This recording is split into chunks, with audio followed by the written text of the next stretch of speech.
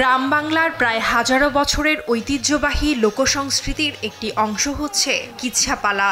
19 শতকের বাংলা সাহিত্যে বিশেষ করে গ্রামীণ মুসলিম সম্প্রদায়ের মধ্যে ফার্সি ও আরবি উৎস থেকে আসা প্রেম, বীরত্ব ও নৈতিকতার জনপ্রিয় কাহিনীগুলোকে শিল্পীরা গান ও সংলাপের মাধ্যমে দর্শকদের কাছে তা ফুটিয়ে তোলেন।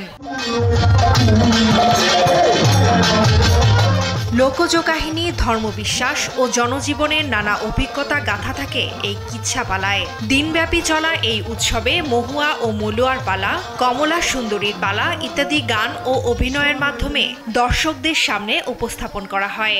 বাংলার ঐতিহ্যবাহী কিচ্ছাপালাকে কেন্দ্র করে এই বৃহৎ সাংস্কৃতিক আয়োজনে অংশ নেন দেশের বিভিন্ন প্রান্ত থেকে আসা 15 জন খ্যাতনামা বয়াতি ও তাদের দল। আমার জীবন দশায় আমি যেখানে রিক্সা সাইকেল আসেন না, সে সময় গ্রামে গ্রামে কুপি বাতি জ্বালায়া গান হইতো।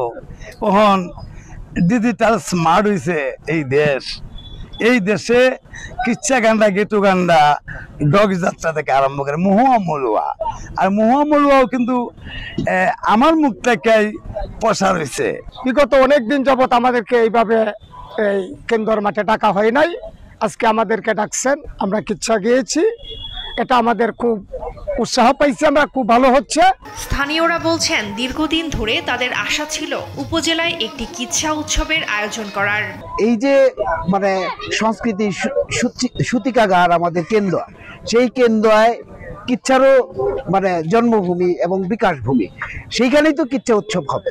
এতদিন যে হয় নাই সেইটাই বরঞ্চ আফসোসের ব্যাপার। এই স্বপ্নটা অনেকদিন আগে থেকে আমরা দেখে আসছি। বিশেষ করে কেন্দ্র এটা সংস্কৃতি উর্বর ভূমি, শুধু না আবহাওয়া সংস্কৃতির কথাই বলে। খেলার মাঠে যে কি যে মাটির গান, যেটা হচ্ছে কিচ্ছা গান, এই গানটা আয়োজন করে একটা সারা সর্বমহলের মাধ্যমে একটা সারা ফেলেছে বলে আমি আশা করছি। মূলত লোক সংস্কৃতির রাজধানী খ্যাত কেন্দুয়া উপজেলা থেকেই সারা দেশে এই কিচ্ছা গান ছড়িয়েছেন কুদ্দুস বয়াতি। এ বিষয়টি তুলে ধরার জন্যই এই প্রথমবার কিচ্ছার আয়োজন করেছেন বলে জানায় উপজেলা প্রশাসন। আজকে এই কিচ্ছা উৎসবের মাধ্যমে আমি নতুনভাবে এই লোকজ সংস্কৃতির যে বিভিন্ন মাধ্যম আছে তার মাধ্যমে আমি সারা বাংলাদেশ তথা সারা বিশ্বে এই প্রত্যন্ত অঞ্চলে এই বার্তাটাই ছড়িয়ে দিতে চাই যে মনের যত্ন নিতে হবে। কিচ্ছা শুধু বিনোদনের আয়োজন নয়, এটি তরুণ প্রজন্মের কাছে নিজেদের শিকড়, ঐতিহ্য ও লোকসংস্কৃতির সঙ্গে পরিচিত হওয়ার এক গুরুত্বপূর্ণ উপলক্ষও বলে মনে করছেন স্থানীয়রা। ফারজানা আফরোজ টুম্পা, নিউজ ডেস্ক, দেশ টিভি।